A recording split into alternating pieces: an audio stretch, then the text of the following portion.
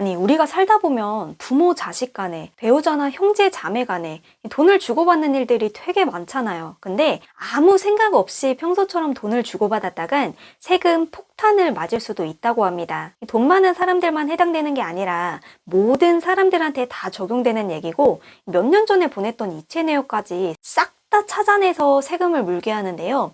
내 증빙 자료를 제출하지 못하면 내가 증여받은 게 아니라고 해도 세금을 내야 되기 때문에 오늘 제가 여러분의 이 피 같은 세금을 아껴드리겠습니다. 우선 가족 간 계좌이체는 부모님께 생활비를 보내드리거나 학비를 보내야 되거나 돈을 빌릴 때 등등 큰 돈이 움직인다면 현금보다는 계좌이체를 통해서 하는 게 대부분일 텐데요. 이런 이체 내역 하나하나가 쌓이고 쌓여서 나중에는 세금 폭탄으로 돌아올 수도 있다는 사실을 알아둬야 됩니다. 그 이유는 가족 간 계좌이체가 증여로 추정될 수 있다는 거죠. 내가 작정하고 증여하겠다는 목적으로 돈을 보냈으면 상관없는데 이 증빙을 못한다는 이유로 세금 폭탄을 맞게 되면 이게 얼마나 억울한 일이에요. 증여는 말 그대로 누군가에게 대가 없이 받은 재산을 말합니다. 우리 부모님이나 할머니, 할아버지, 배우자랑 자식이 남이냐고 생각할 수도 있겠지만 이런 가족 간 거래도 정확하게는 타인으로부터 무상으로 받는 거라는 거죠. 현금뿐만 아니라 금이나 부동산,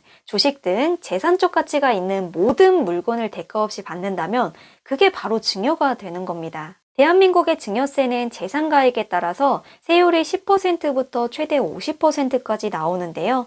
최소 10%라고 해도 액수가 큰 돈이기 때문에 주의해야 됩니다. 근데 가족 간 계좌이체를 한다고 해서 무조건 증여로 볼 수는 없겠죠. 상속세 및 증여세법을 보면 이 비과세되는 증여재산 범위를 확인할 수 있는데요.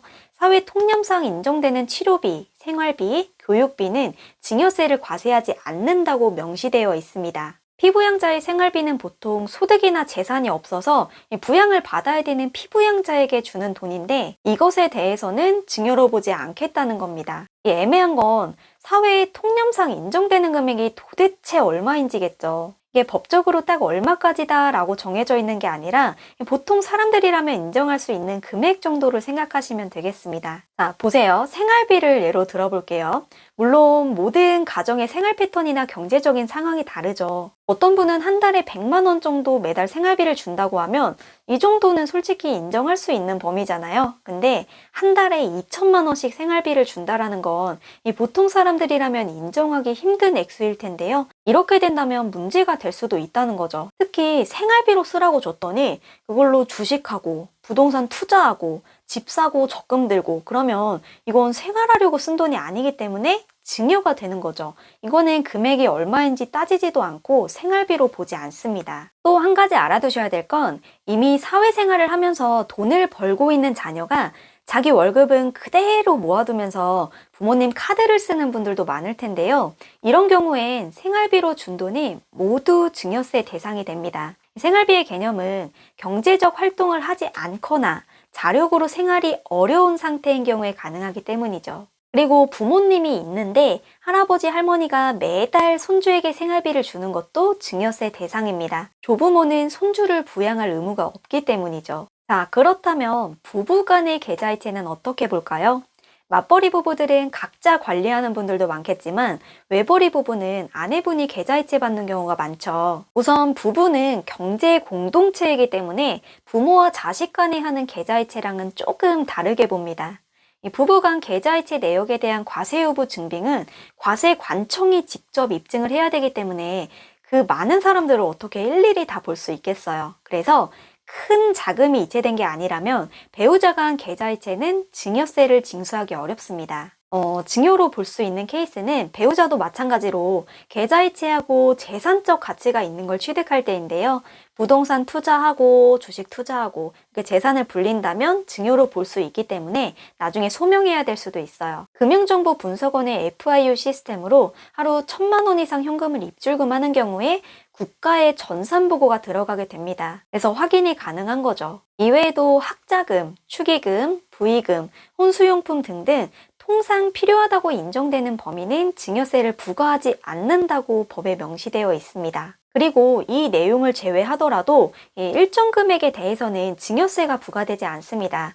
증여세를 내지 않는 공제 한도라는 게 있는데요. 10년 동안 배우자는 6억까지, 조부모님과 부모님인 직계 존속에 대해서는 성인은 5천, 미성년자는 2천만 원까지 증여세 없이 받을 수 있습니다. 그리고 할아버지, 할머니가 부모님을 건너뛰고 곧바로 손주에게 증여할 때는 일반적으로 부모가 자녀에게 증여하는 경우보다 30% 할증된 증여세율이 적용됩니다. 부모가 자녀에게 1억 원을 증여한다면 증여세는 10%로 1천만 원이지만 손자에게 증여하면 30% 할증돼서 1,300만 원을 내야 되는 거죠. 증여가액이 20억을 초과한다면 무려 40%가 할증됩니다. 또 직계존속의 증여는 공제 한도가 함께 합산되기 때문에 주의해야 되는데요. 예를 들어 2019년도에 아버지한테 3천만 원을 받았어요. 그리고 2022년도에 할아버지한테 또 3천만 원을 받았다면 10년간 5천만 원까지는 세금이 없다고 했죠. 그렇다면 1,000만 원에 대해서는 증여세를 내야 됩니다. 그리고 직계 존비속과 배우자를 제외한 타인에게 재산을 받게 된다면 1,000만 원까지로 공제 한도가 낮아지게 됩니다.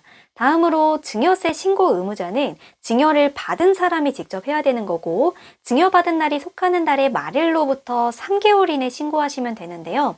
내가 5월 2일 날 증여를 받았다면 5월의 말일인 31일로부터 3개월 이내 신고하면 되는 겁니다. 내 주소지 관할 세무서에다가 증여세 신고서를 작성해서 제출하시면 됩니다. 신고기한 내에 신고하면 증여세의 3%를 신고세액공제 받을 수 있는데요. 만약 신고기한이 경과되면 신고세액공제는 당연히 안 되는 거고, 신고 불성실 가산세와 납부 불성실 가산세가 더해져서 부과되니까 제때 신고를 잘하는 게 최고의 절세 방법인 거죠. 가족 간 계좌이체 시 또 유의해야 될 점은 부모님께 공짜로 받은 게 아니라 실제 큰 돈을 빌리게 됐을 때인데요. 부동산을 구입하거나 사업자금을 빌린다거나 이런 상황에서는 몇 가지 주의사항이 있습니다. 가족끼리 꼭 이렇게까지 해야 되냐고 생각하실 수도 있지만 나중에 불리한 상황을 피하기 위해서는 하시는 게 좋겠죠. 첫 번째로 차용증을 작성해서 기록을 남겨둬야 됩니다. 정확하게 남기고 싶다면 공증을 받거나 우체국 내용증명 기록을 남겨두는 것이 좋습니다. 그리고 나서 돈을 빌렸으면 뭘 줘야 돼요?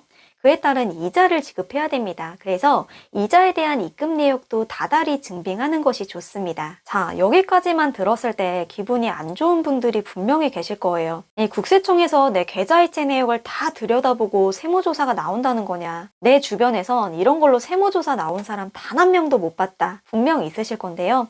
물론 국세청도 인력에 대한 한계가 있기 때문에 어떻게 전 국민을 일일이 다 보겠어요. 국세청에선 이체 내역을 탈세자의 자금 세탁을 추적하거나 고액을 현금으로 증여하는 경우, 고소득 자영업자가 재산을 은닉하는 경우 등을 발견했을 때 체납징수하는 방법으로 활용하고 있습니다. 또 상속이 발생했을 때도 과거 10년치 증여 행위를 들여다볼 수도 있습니다. 그럼 앞으로 어떻게 대처해야 되는지 그 방법을 알려드릴게요.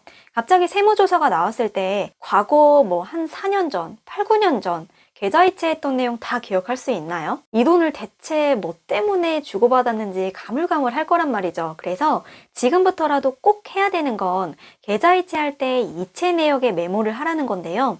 우리 이체하게 되면 거기에 메모를 할 수 있잖아요. 간단하게 어떤 자금인지 내가 알아볼 수 있도록 명확하게 기재를 해놓는 겁니다. 예를 들어서 생활비, 입원비, 부모님 냉장고 구매 이런 식으로 내가 몇 년 뒤에 봐도 이게 뭔지 알 수 있게 메모해두는 거죠. 그러면 나중에 누가 물어봐도 바로 대답해 줄 수 있잖아요. 가장 중요한 거는 정확한 증빙입니다. 오늘은 가족 간 계좌이체 시 세금 폭탄을 피하자는 주제로 영상을 준비했고요. 다음에도 더 돈 되는 정보로 찾아오겠습니다. 시청 감사합니다.